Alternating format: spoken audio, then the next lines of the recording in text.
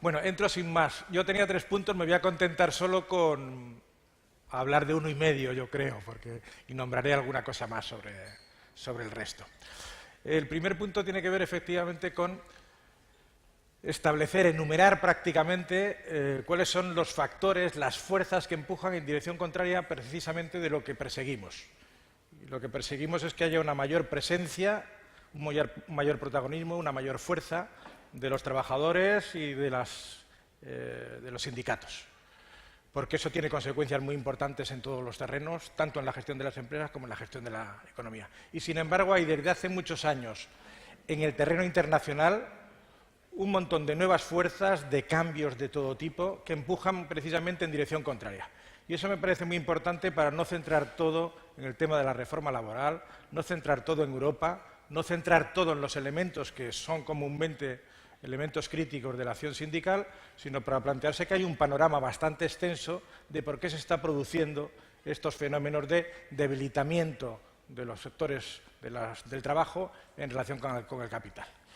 Bueno, voy a decir unos pocos de los que tenía preparados, sin ningún tipo de jerarquía y sin plantear que esto es más importante que esto otro. Uno de ellos es el problema del nuevo tipo de modelo de gestión de empresa que se está consolidando en todo el mundo capitalista desarrollado.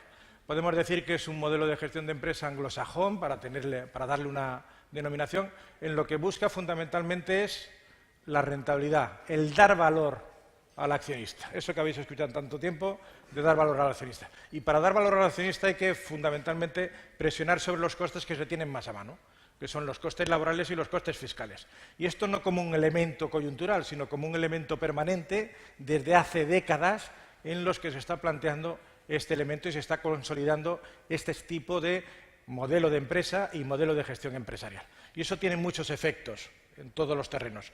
Entre ellos, que la empresa, además de hacer permanente esa presión, lo que hace es trasladar los riesgos cíclicos que tiene la economía a la parte de los trabajadores.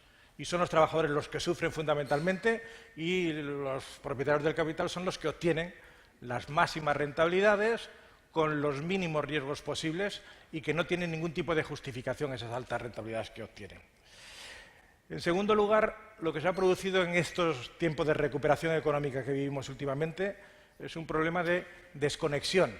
Hay una desconexión entre el crecimiento y los salarios. Hay una desconexión entre la reducción de las tasas de desempleo y los salarios.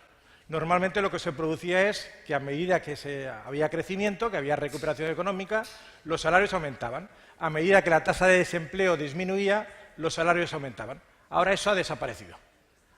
Desaparecido es un término demasiado tajante, pero digamos, esa conexión se ha debilitado extraordinariamente.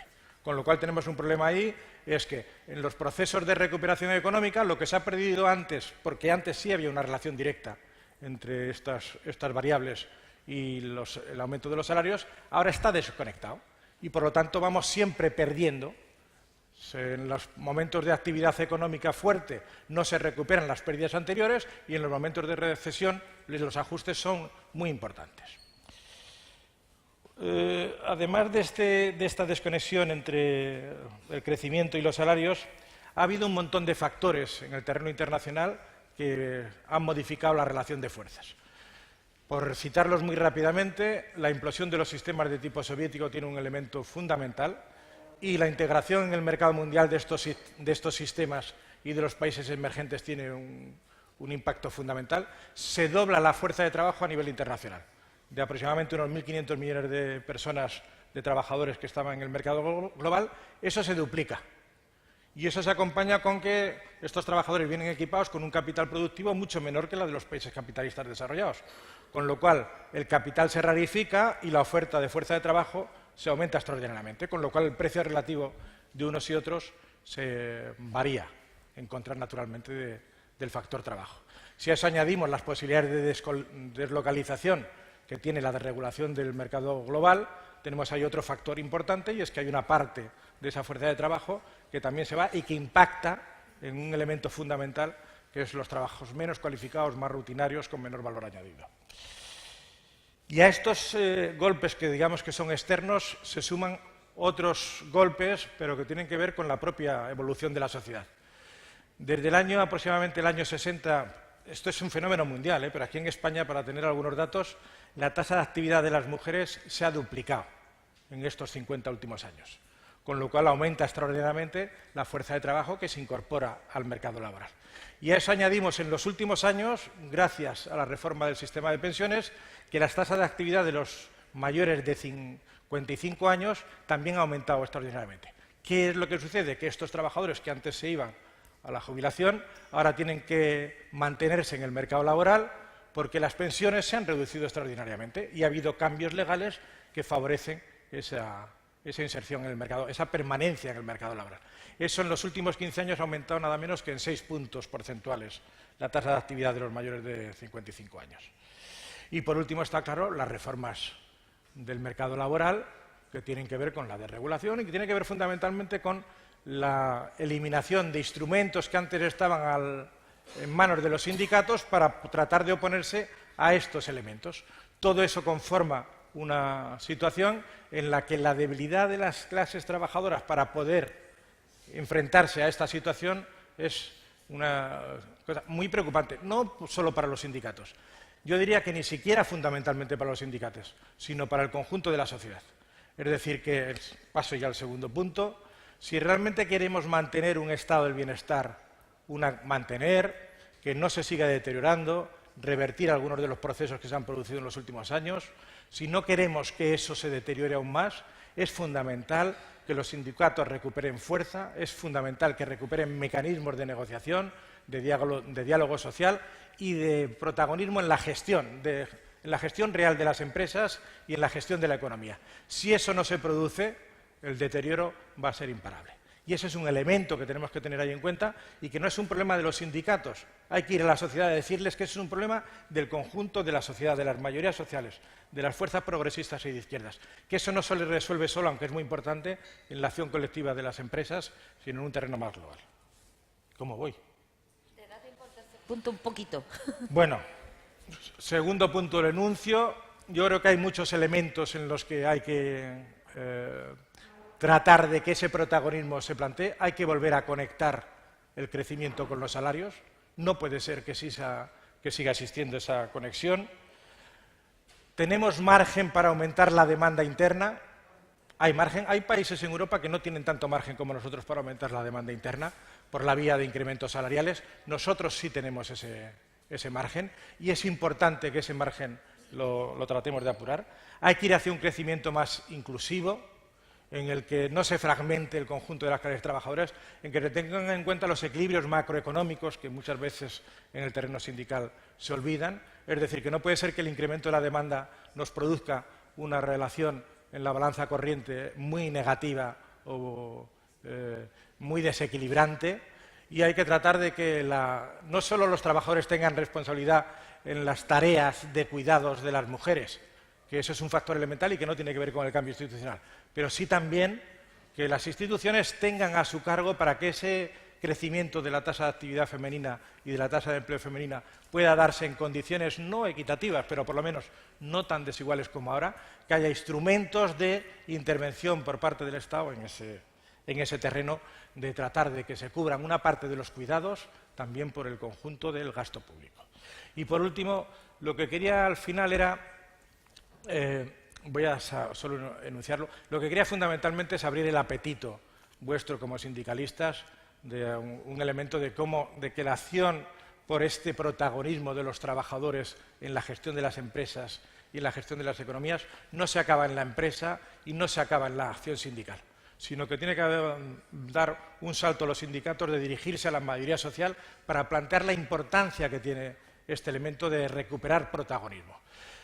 No lo iba a buscar en vuestro terreno porque yo desconozco prácticamente todo y no tendría ni siquiera tiempo de saber lo que vuestra experiencia, las dificultades concretas que tenéis a la hora de plantear avances en el protagonismo de los trabajadores de las secciones sindicales dentro de las empresas, sino que he ido a buscar la experiencia en el campo del enemigo, no del enemigo de la extrema derecha esta emergente que trata de camuflar los problemas internos dentro del país echando la culpa a la inmigración y tratando de establecer nuevos muros defensivos frente al comercio, frente al flujo de capitales, etcétera, sino a un enemigo un poquito más cercano, más civilizado, y lo he hallado ahí en Francia, nuestros vecinos, y en una experiencia que es de Macron.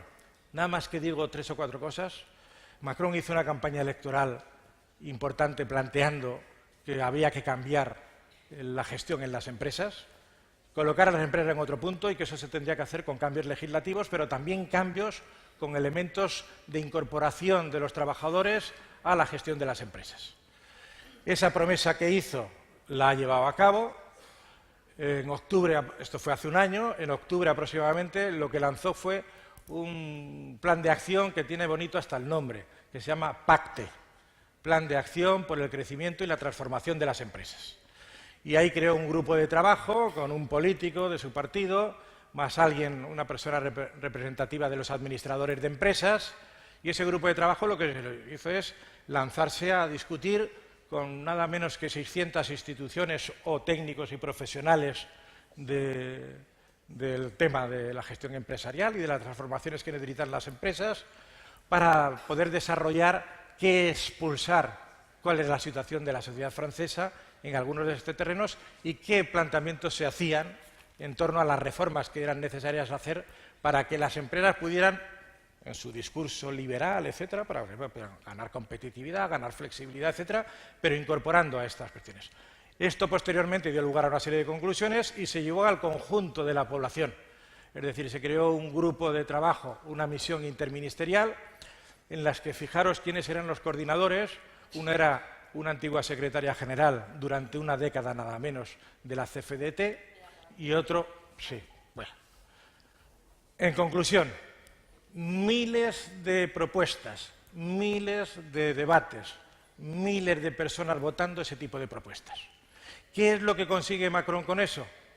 Coger una sensibilidad social. Hace falta un tipo de transformación. Hay que hacer esa transformación. Lo hace desde el gobierno y trata de encauzarlo hacia sus objetivos. Yo creo que esa pulsión que existe en la sociedad francesa por ese debate también existe en la sociedad española. Y es muy importante no dejarles el terreno de liderar y de abanderar esas reformas, esa discusión pública a la derecha, o a la derecha liberal. Yo creo que veo a comisiones obreras, veo a los sindicatos, veo a una federación lanzando propuestas de estas características que trata de pulsar cuál es la opinión de los trabajadores, cuál es la opinión de la opinión pública en torno a este tema, qué es lo que apoyan los expertos o qué es lo que pueden aportar los expertos como soluciones de este problema. Y yo creo que esa es una bandera que no se debe dejar a las instituciones del Estado. También se tiene que plantear desde los sindicatos para tratar de pulsar, capitalizar y llevar esa fuerza que existe por la modificación hacia un terreno favorable a las clases trabajadoras y a la mayoría social.